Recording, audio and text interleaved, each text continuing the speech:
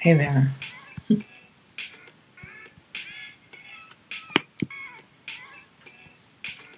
just going to do the regular welcome to.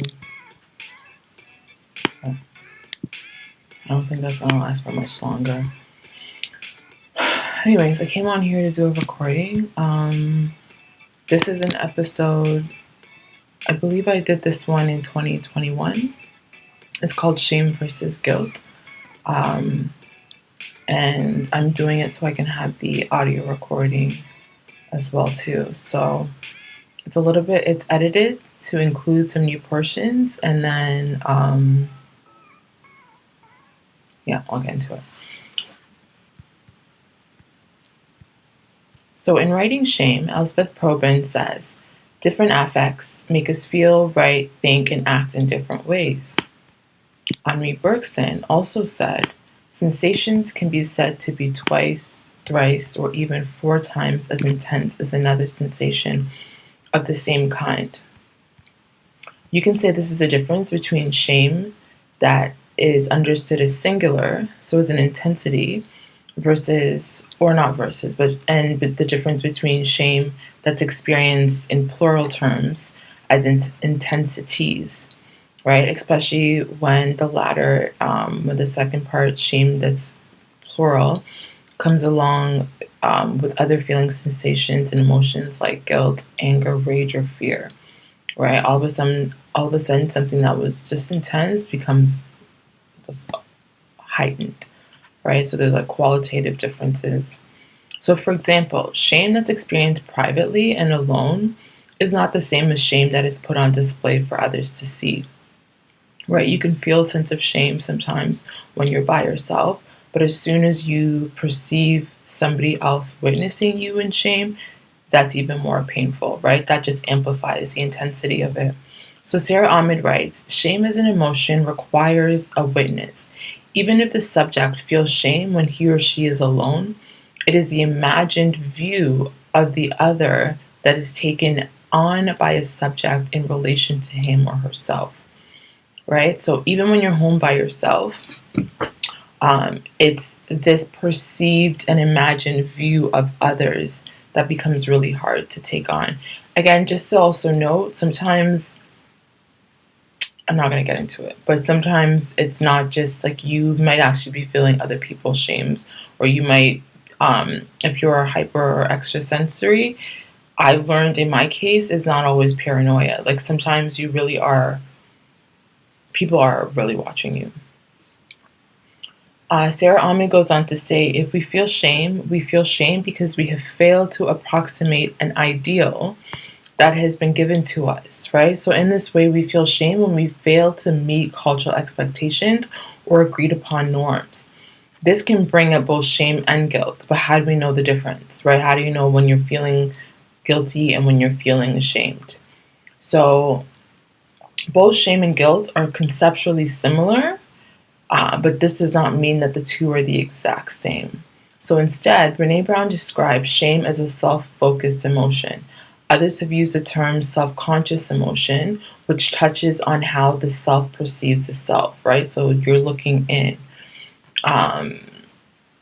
Other self-conscious emotions include pride, humiliation, embarrassment, and guilt. So with shame, we focus on ourselves, whereas with guilt, the focal point becomes about behavior and actions that are taken. So the difference between I have done wrong and I am wrong. Or Brené Brown says in her TED Talk, Listening to Shame, guilt is I'm sorry, I made a mistake. Shame is I'm sorry, I am a mistake. So one, we internalize ourselves as a mistake. We internalize ourselves as worthless, as small. It's a lot of inferiority complex that comes with it. Whereas with guilt, it's like you made a mistake, right? Sarah Ahmed says, guilt implies action, while shame implies that some quality of the self has been brought into question. In shame, more than any action is at stake. The badness of an action is transferred to me, such that I feel myself to be bad, and I have been found or found out as bad by others. End quote. So Kurt Thompson says that we develop shame around 15 months, Whereas with guilt, we develop that around age 3 or 4, and sometimes earlier for some. So he explains that guilt requires more for the brain to develop, right? A child needs to know that there are other people in the universe other than just themselves. They need to then understand and recognize that they've done something wrong. And this awareness is something that something has happened. That puts them at risk. Is very important, right? The awareness is important. With shame, I've also seen shame others people to 15 months is what? Just over 1 year old. I've seen others say that shame usually develops around the age 2. It's been debunked, but people used to say that it was as a result of like potty training, right? When a child like poops themselves, then they'll sense what researchers have called shame. Others have refuted this, but Kurt Thompson says shame comes around 15 months, whereas guilt is 3 to 4 years. And the reason why is because the brain needs to develop more with guilt. With guilt, you're recognizing that there are other people, it's not just you. So the stages of development is basically what he's touching on in relation to the emotions. This is psychology. Where am I? So, with guilt, we sense that an action, something we've done, something we've said, it's created a gap between us and other people, right? When we feel this guilt, we want to fix things. Typically, when you feel guilty, you want to maintain some level of closeness to the others. If you care about the other person, you want to fix it, right? You don't want to lose a bond, and so we'll do right to make it better. So in guilt, we typically will, let's say you broke a glass, right? You will typically admit that you broke the glass, and then you might want to fix it or buy another one. Guilt, we tend to say sorry. In guilt, we repair the rupture as soon as we can. Shame is the opposite, says Thompson. He explains that this is because while guilt makes us turn toward the person we've wronged, shame makes us turn away from them, right? Because turning towards a person when you feel shameful, when you already feel worthless, or the person is making you feel bad, or like you're wrong, or like you're a mistake, to turn towards them only heightens a sense of shame, right? It only makes us feel more worthless to face them. And so in order to not feel shame, we'll do anything to avoid that person. We won't address the situation. We won't be accountable. We'll deny what they're saying. We'll dismiss what they're saying. We won't have anything to do with it, right? Because it's too shameful to face that wrongdoing. Others have said, Sarah Ahmed says that stepping into wrongdoing is a simultaneous stepping into shame. So if it requires us to say I'm sorry when we've done something wrong, that guilt can almost be more productive than shame. Because in shame, you're not going to apologize. You broke that glass, you're not going to tell the person you broke that glass. If they ask you, did you break the glass, you're going to deny it. You're going to say, I didn't break the glass. Why would you blame me for breaking the glass? I thought you knew me better than that. That's something I heard lately. Right? You just flip the script, and in shame, you're not going to admit that you broke the glass. Like, why would you admit that? If it's going to make you feel ashamed of it, right? You're not going to. So this is why shame can be really stubborn. Shame does not like to apologize. It refuses to see itself as wrong. Others have gone down the pathologizing route and connected this with narcissism. Others have said that narcissists are usually really deep in shame. I've written about the I ego you when I explored covert narcissism in myself. I wrote about how this has been true for me when I was most stuck in shame. I was unable to step into accountability, right? I only focused on myself. You go into this woe is me, everybody has wronged me. You do a lot of blaming. You tell yourself that you're the victim, and just it's easier to not see yourself again as bad or wrong because you already feel bad or wrong, right? And so I think all of us have this to an extent, which I don't think pathologizing it is necessarily the problem. And like I said in the article, it's actually a society we need to frame, because then otherwise we get into these ableist and sanist arguments where we look down on other people. Meanwhile, the structure and the system just remains completely intact, right? And this is not to say I don't do these things anymore. I definitely still notice this within myself as well too. I can really get into this.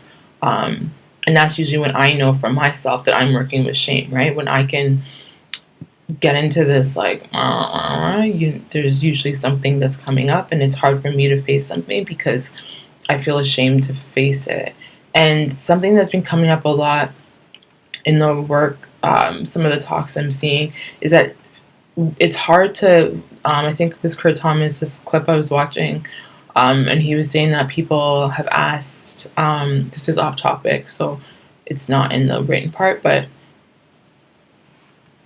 when people ask, like, oh, what do you think about Brene Brown's work? He was saying, well, it's not necessarily anything that's new, right? 30 years ago, I don't remember the book, Something That Heals, Shame That Heals, I don't know. Somebody wrote a book, and like people were talking about shame, and now 30 years later, Brene Brown made it more popular. So we're talking about shame again. And he said probably in another 30 years, we're going to act like we discovered shame for the first time again. And that's because shame is not a topic we really want to talk about, because it makes us all look shameful, or we feel some sort of shame. And so we'll really do anything to not talk about shame. And so that's that. So it's also important to note that Brown shares that shame can move us towards other people, right? So it's not just guilt. Shame can also have that same effect. It's one of the ways in which shame moves us. It will move toward people. But even that, it's a sense of like weaponizing shame. And then Sarah Ahmed also says that when we turn away from others, we still end up turning away from ourselves. And so we find ourselves in a double bind. So Thompson says that with shame, we have the sense that there isn't anything that can be done to bridge the gap, right? He goes on to say that when someone is in shame, they cannot find a solution to fix things by themselves. They need community support and empathy. I also want to say that sometimes people don't care to fix things, right? We need to be honest about that, and that's also okay. Some things just need to crash and burn. Like there's not always going to be a bridge to be built after a breakdown. And that doesn't always mean the person is ashamed. It just means they moved on, they don't care.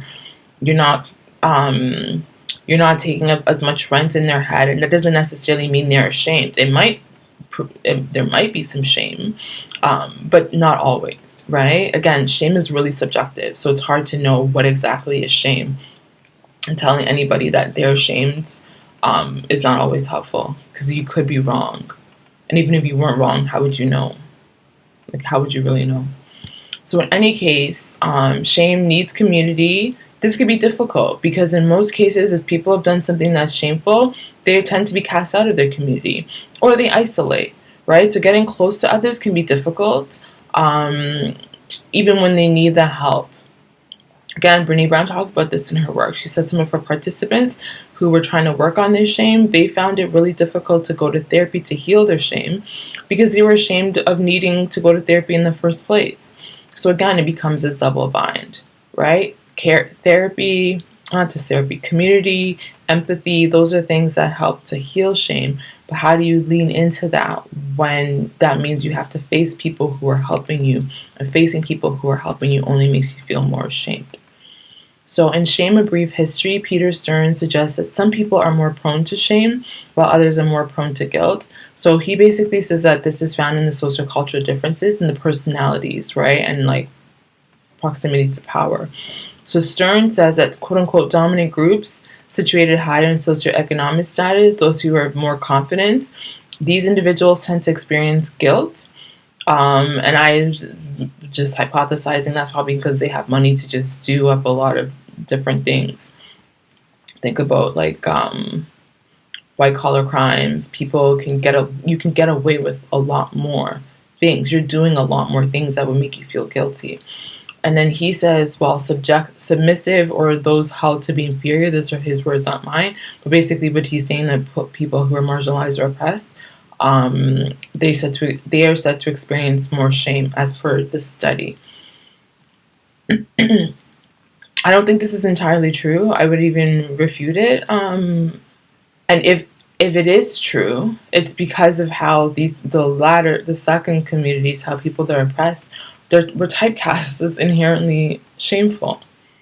So like if they're feeling more shame, it's because everybody tells them that they're shameful. They didn't just wake up and feel ashamed, right? There's a lot of stereotypes in the media, among their social groups, everywhere that says that they're shameful. And so that has a lot to do with it as well. Although I would argue that folks with a lot of power also deal with shame. Especially, again, if we're going down the pathologizing route, those tend to be more so the narcissists in the world. There's a lot of shame there. So maybe it might play out differently, but that's not to say that there's not shame. There's there's something I wrote in my journal. I couldn't find it to do it as a note, but I think it was around, I think Kalechi in the UK wrote something around the Queen once upon a time when she was still alive.